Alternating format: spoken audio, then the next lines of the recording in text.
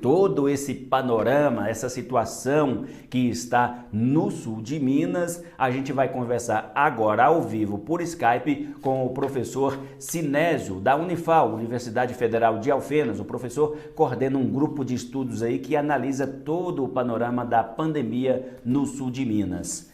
Professor Sinésio, boa noite, obrigado por conversar com a gente mais uma vez aqui no Mando News.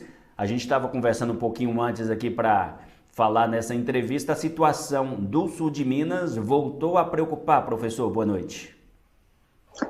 Boa noite, Magson. Boa noite a todos que nos acompanham. Pois é, Magson, o sul de Minas, a região do sul de Minas, né? A Minas Gerais tem 14 regiões. Sul de Minas e Triângulo Sul, o nome já está dizendo, sul do estado, elas têm, como todo mundo sabe, né, fronteiras e grande interação com o estado de São Paulo. O estado de São Paulo, ele foi noticiado, já se sabe, ele já tem, predominando no território paulista, a variante mais contagiosa, aquela P1, né, que agora é o nome técnico, novo nome dela é a Gama.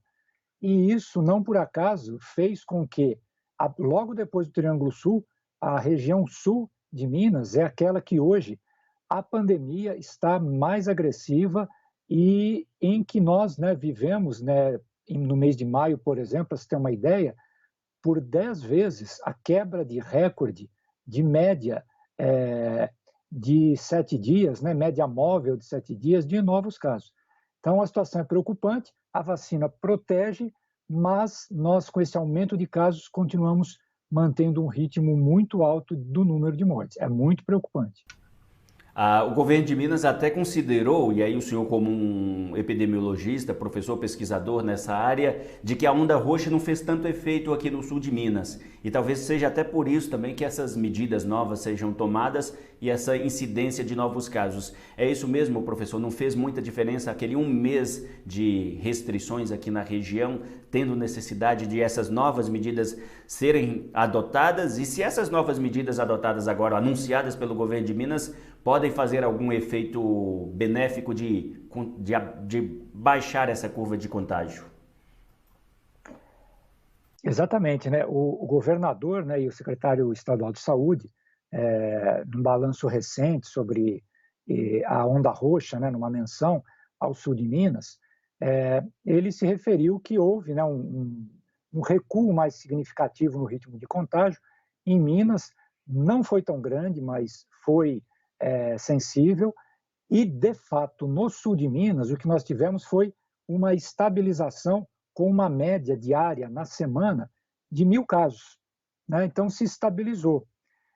Acredita-se, né, que, e isso não é muita especulação, que se não fossem as medidas da então onda roxa, nós estaríamos com uma escalada pior, porque por 2 semanas após o primeiro dia de onda roxa, nós freamos uma tendência que já era estabelecida de crescimento de novos casos. Só que, né, nós estamos então já há quase 3 meses, né, depois do primeiro dia de onda roxa, ela já foi relaxada, e hoje nós estamos com uma média diária na semana de mais de 1.800 casos. Então, fica essa questão de que, né, que o que tem por trás, né, Magson, é essa questão de o lockdown dar certo ou não dá. O fato é que, mesmo antes da onda roxa, isso é importante destacar, a região sul era aquela que tinha as menores, se não o menor índice de distanciamento social. Então, nós já não estávamos, né, praticando esta medida de prevenção, né, que é o distanciamento físico e tal. E aí fica essa situação em que sempre se ameaça, né, a gente sente como uma ameaça, especialmente o pessoal do comércio, que está muito penalizado, né, trabalhadores de diversos setores, né, de termos que viver de novo um lockdown. Só que agora a população está mais cansada, a variante é mais contagiosa, então não é querer ser muito pessimista, mas de uma maneira realista, é difícil, né, medidas como essa, vamos dizer, colarem, e o problema maior é que, contra essa variante mais contagiosa, o que a gente já vinha fazendo de medida de prevenção, não é questão aqui de ser pessimista, é uma questão de entender o vírus. Os efeitos positivos podem não ser os mesmos, inclusive.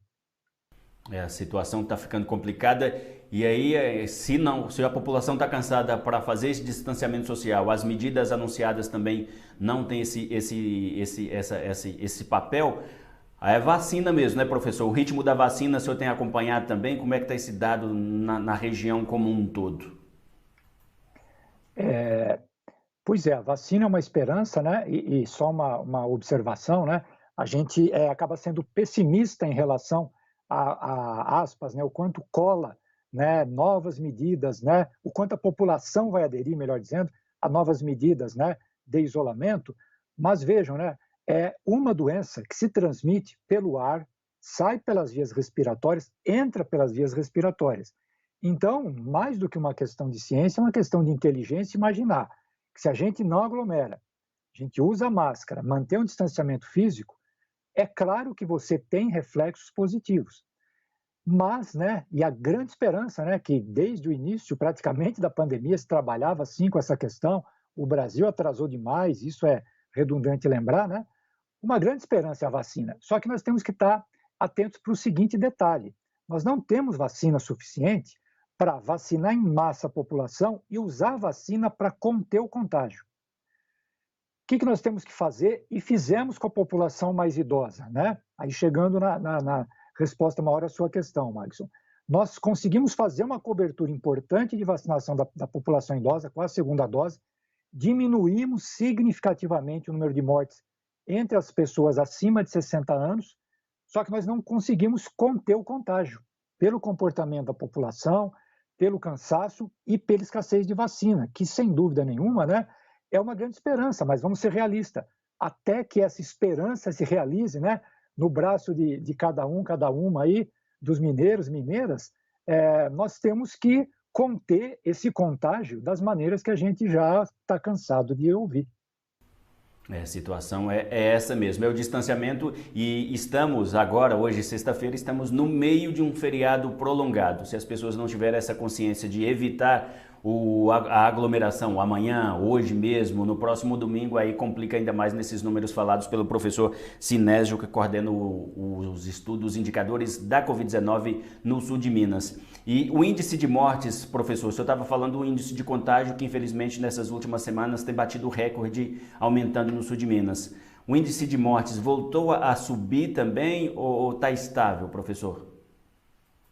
Essa, Magson, é uma questão muito importante, porque tem uma boa notícia e uma notícia ruim, né? Ou seja, então a gente está estável, né? A boa notícia é que, significativamente, como a gente comentou, o número de óbitos entre aqueles que, por idade e por serem mais idosos, acumulam a idade e muitas vezes doenças crônicas, né?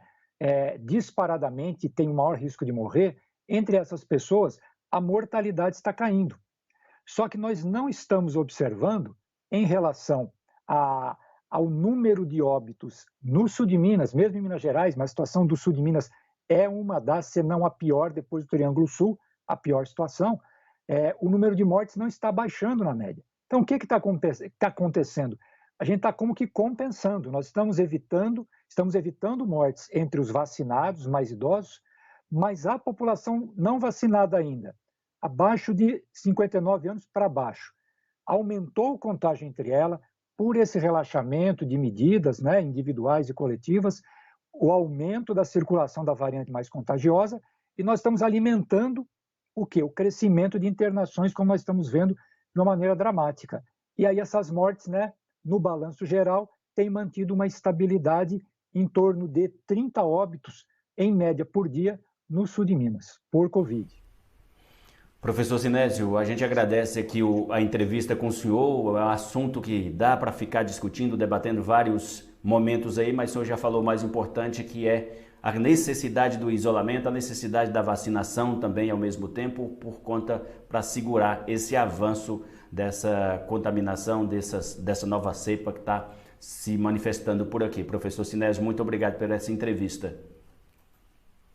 Eu que agradeço, sempre à disposição. E vamos cada um fazer a nossa parte, porque somando a gente consegue combater uma doença que não é individual, né? É uma doença coletiva, é uma epidemia.